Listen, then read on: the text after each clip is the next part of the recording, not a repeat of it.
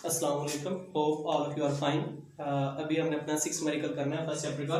तो उसमें से कहा हुआ है कि जो ग्रेविटेशन कांस्टेंट है उसकी हमने डायमेंशन फाइंड करनी है और उसके यूनिट फाइंड करने हैं। हमारे पास न्यूटन का फार्मूला होता है ग्रेविटेशनल जो formula F is equal to capital G capital M small m over r square.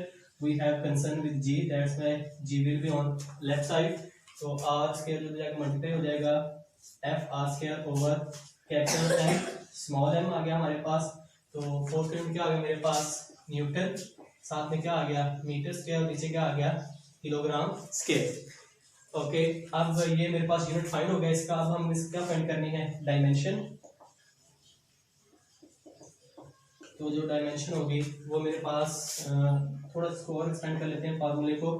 Kilogram metre पर सेकंड स्क्वायर मीटर स्क्वायर और साथ में क्या आ गया पर किलोग्राम स्क्वायर।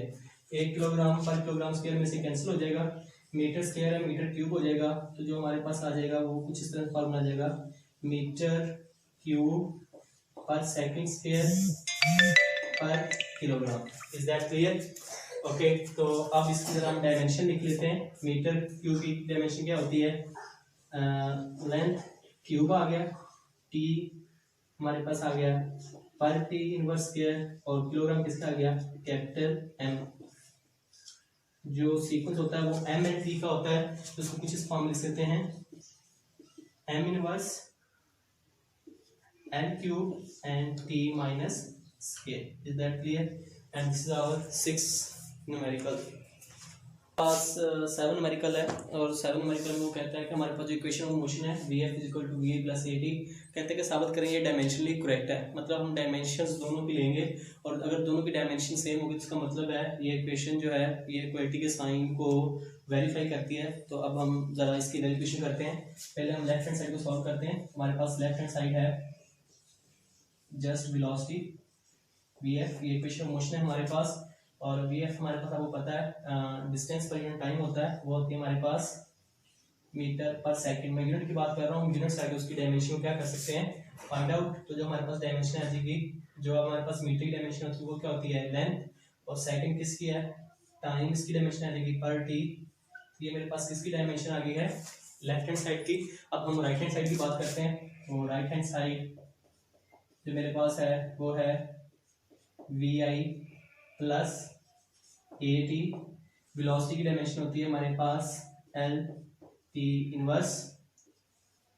ओके, और हमारे पास एक्सेलरेशन की डायमेंशन होती है एल टी पर स्क्वायर और साथ में टाइम क्या आएगा हमारे पास it's a T. Is that clear? ये टी अंदर जाकर मल्टीप्लाई होगा, इसको मैं ऐसे लिख लेता हूँ प्लस एल टी क्या हो जाएगा इनवर्स। ये दोनों सम अप हो जाएंगे तो हमारे पास क्या आ जाएगा 2 एल टी इनवर्स। तो 2 क्या है एक कांस्टेंट, और कांस्टेंट्स क्या होते हैं डायमेंशनलेस, और ये डायमेंशनलेस है। तो देखें जो हमारे पास राइट हैंड साइड है वही हमारे पास क्या है लेफ्ट हैंड साइड। तो ये डायमेंशनली दोनों क्या हो गए हैं करेक्ट हो गए। Is that clear? ओके, हमारे पास एक न्यूमेरिकल है कि जो हमारे पास वेलोसिटी है वो डिपेंड कर रही है आपकी इलास्टिक के ऊपर और आपकी डेंसिटी के ऊपर। तो किसी भी मीडियम के अंदर तो वो ये कह रहा है कि आपने डायमेंशंस की हेल्प से इसकी क्या करना है फार्मूले को डिड्यूस करना है। तो अकॉर्डिंग टू गिवन डाटा उसने हमें कहा है जो इसकी वेलोसिटी है वो भी डिपेंड करती है किसकी इसकी डेंसिटी के ऊपर। लेट्स से डेंसिटी की कोई भी पावर है हमारे पास, you can say it's a, और जो वेलोसिटी है वो डिपेंड करती है इसकी इलास्टिसिटी के ऊपर भी, और उसकी पावर क्या आ गई हमारे पास b। तो जो आपके पास v जो आ गई वो डायरेक्ट रिलेशन में आ गई क्या डेंसिटी a और e की पावर क्या आ गई b। तो v इज इक्वल टू आ जाएगी हमारे पास सम कांस्टेंट, कोई भी चीज कांस्टेंट रो a e क्या हो गया b। Is that clear? अब हमने डायमेंशनली तौर पर इसकी क्या निकालनी है, हमने फार्मूला निकालना है इसके लिए डिड्यूस करना है। तब हम इसका फार्मूला डिड्यूस कर लेते हैं। ओके, और पहले हम इसकी लेफ्ट हैंड साइड को सॉल्व करेंगे।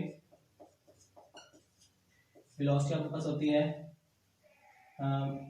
लेंथ पर टी इनवर्स डायमेंशन। अब जरा राइट हैंड साइड की बात कर लेते हैं। जो हमारे पास डेंसिटी होती है, जो डेंसिटी का फार्मूला होता है वो हमारे पास होता है मास पर यूनिट वॉल्यूम। और अगर इसकी हम डायमेंशन निकालें तो इसकी डायमेंशन आ जाएगी कैपिटल एम, वॉल्यूम है तो ये पर एल क्या हो जाएगा, क्यूब हो जाएगा। Is that clear? इसी तरह आप इलास्टिसिटी की डायमेंशन को फाइंड आउट कर सकते हैं। इलास्टिसिटी क्या है, स्ट्रेस और स्ट्रेन के दरमियान क्या होती है, रेशियो होती है। स्ट्रेस ओवर स्ट्रेन, स्ट्रेस किसके बराबर होती है, फोर्स पर यूनिट एरिया। और जो स्ट्रेन है वो आप एज इट इज लिख सकते हैं क्योंकि ये रेशियो होती है जिस चीज में जितना चेंज आया हो with respect to its original. तो ये आप एज इट इज लिख लें इसका स्ट्रेन। और अगर मैं इसकी डायमेंशन निकालूं तो फोर्स की जो डायमेंशन होती है, आपको पता है फोर्स यूनिट होता है किलोग्राम मीटर पर सेकंड स्क्वायर। तो उसकी फोर्स की डायमेंशन आ जाएगी आपके पास पर टी इनवर्स स्क्वायर। और एरिया है ये मीटर स्क्वायर है, एक मीटर से एक मीटर क्या हो जाएगा कैंसिल। के ऊपर मैं फिर लिख देता हूँ पर एल स्क्वायर यहाँ पर। और स्ट्रेन की कोई भी डायमेंशन नहीं होगी क्योंकि ये दो सेम क्वांटिटी के दरमियान क्या है, रेशियो है। और जब दो सेम क्वांटिटी के दरमियान रेशियो हो तो उनकी डायमेंशंस नहीं होती, ठीक है। तो इसको थोड़ा सा मॉडिफाई करके लिखूँ तो ये मेरे पास आ जाएगी एम एल इनवर्स टी पर स्क्वायर। Is that clear? अब ये जो इक्वेशन आपने लिखी है इस इक्वेशन को आप इक्वेशन नंबर 1 का नाम दे दें और इसमें ये वैल्यूज को आप पुट कर लें। लेफ्ट साइड पर लेफ्ट साइड की डायमेंशन लिख दें और राइट साइड पर राइट साइड की डायमेंशन लिख दें। कांस्टेंट लिखने की जरूरत नहीं है क्योंकि कांस्टेंट की कोई भी डायमेंशन नहीं होती है। यहाँ पर मेरे पास आ गया ये एल टी इनवर्स,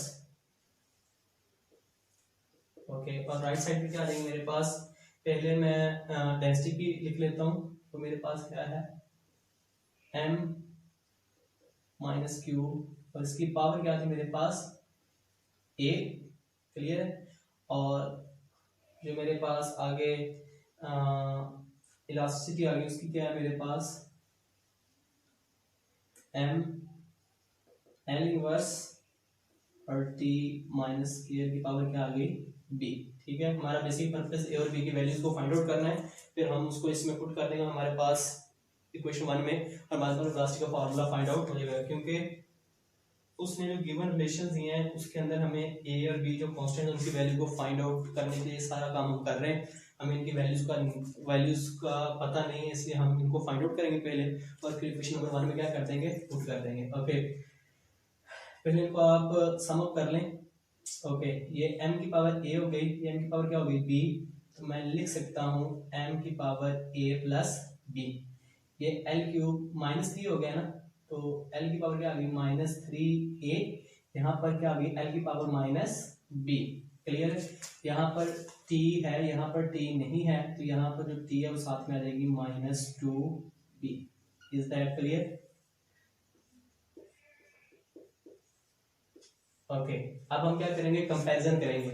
यहाँ पर देखें पावर्स के फैक्टर्स को जो लेफ्ट साइड पर है वो लेफ्ट साइड से कंपेयर करेंगे, जो फैक्टर की पावर है जो राइट साइड पर है उनके साथ। अब यहाँ पर देखें m की जो पावर है, पहले हम जो डायमेंशन है किलोग्राम की उसकी पावर्स को कंपेयर कर लेते हैं लेफ्ट हैंड के साथ। तो हमारे पास जो m है उसकी पावर क्या है a प्लस b। इधर m की डायमेंशन क्या है, मैं इस फार्मूले को इस तरह लिख सकता हूँ ना कि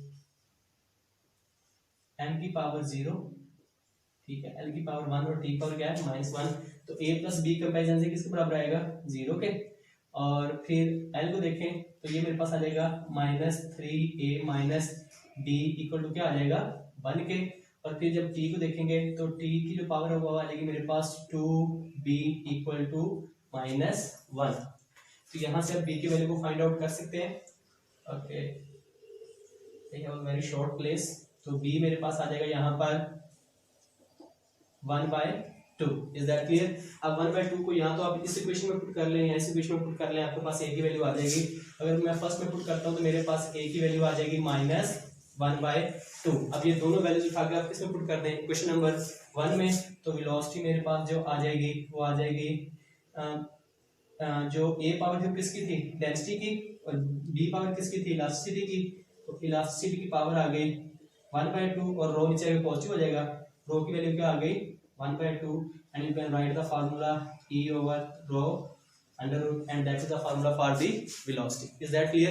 So with the help of dimension we have reduced the formula for the velocity. हमारे पास 1.9 न्यूमेरिकल है और वो उसमें कहता है कि जो आइंस्टाइन की फेमस इक्वेशन है is equal to mc square, कहते हैं वो साबित करें कि वो डायमेंशनली करेक्ट है। ये बिल्कुल वैसे है जिस तरह आपने अभी 7 न्यूमेरिकल किया था इक्वेशन ऑफ मोशन वाला न्यूटन का, कि जो vf था वो is equal to va plus at। इसी तरह जो आइंस्टाइन की इक्वेशन है famous equation energy mass equation is equal to mc square, कहते हैं कि साबित करें ये डायमेंशनली क्या है, करेक्ट है। तो पहले हम लेफ्ट हैंड साइड की डायमेंशन निकालेंगे फिर राइट हैंड साइड की, अगर दोनों सेम आ गई तो फिर वो डायमेंशनली क्या होंगे, करेक्ट होंगे। Let's do it. We have on left hand side is energy and E equal to क्या होता है work done, is the form of work done and we can write F dot D। Force का unit क्या होता है Newton और distance unit क्या होता है मीटर। इसको मोर एक्सपेंड फॉर्म में लिखूं तो मैं लिख सकता हूं किलोग्राम मीटर पर सेकंड स्क्वायर डॉट क्या हो गया मीटर, ये मेरे पास आ जाएगा किलोग्राम मीटर स्क्वायर पर second square. Is that clear? अब हम इसकी डायमेंशन लिख सकते हैं, किलोग्राम की डायमेंशन क्या होगी कैपिटल M, मीटर की डायमेंशन क्या होगी L स्क्वायर और टाइम सेकंड की क्या होगी पर टी स्क्वायर। ये मेरे पास लेफ्ट हैंड साइड की डायमेंशन आ गई है। अब हम राइट हैंड साइड की डायमेंशन लिख लेते हैं। तो राइट हैंड साइड की जो मेरे पास डायमेंशन होगी, ओके मैस क्या आ गया किलोग्राम और स्पीड क्या आ गई, जो स्पीड होती है हमारे पास, स्पीड का यूनिट जो वेलोसिटी होती है वो क्या होती है मीटर पर second. Is that clear? Okay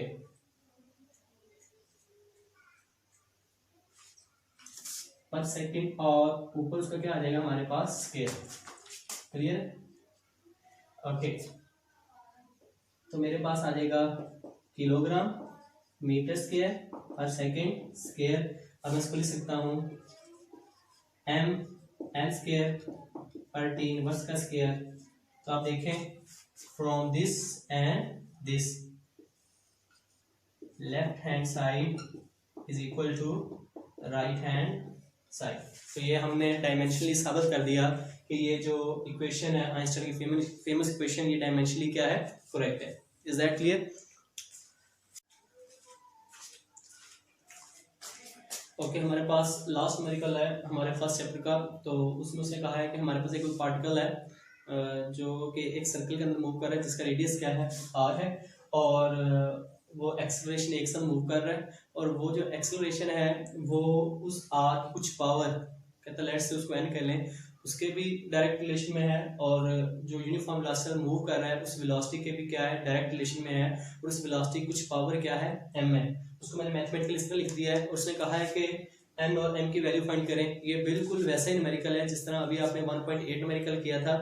1.9 और 1.6 सेम है, सॉरी 7 सेम है, 7 और 9 और 8 और 10 आपके बिल्कुल क्या है सेम है। उसके अंदर हमने वो a और b जो फैक्टर्स थे पावर उनकी वैल्यू निकाल कर पहला पुट करनी थी। इसमें जस्ट क्या करना है n और m की वैल्यू क्या कर लेनी है फाइंड आउट कर लेनी है जस्ट। ओके फिर हम उसको करते हैं इन इक्वेशंस को आप कंबाइन कर लें तो a मेरे पास डायरेक्ट रिलेशन में आ जाएगा r की पावर n और b की पावर m। तो a इक्वल टू हो जाएगा सम कांस्टेंट और r की पावर n b की पावर क्या हो जाएगी m। वही हम इसको डायमेंशनली सॉल्व करेंगे। एक्सेलरेशन की डायमेंशन पहले हम इसको लेफ्ट हैंड साइड कर लेते हैं। इसको आप इक्वेशन नंबर 1 का नाम दे लें। ठीक है लेफ्ट हैंड साइड की जो डायमेंशन आ जाएगी मेरे पास एक्सेलरेशन की डायमेंशन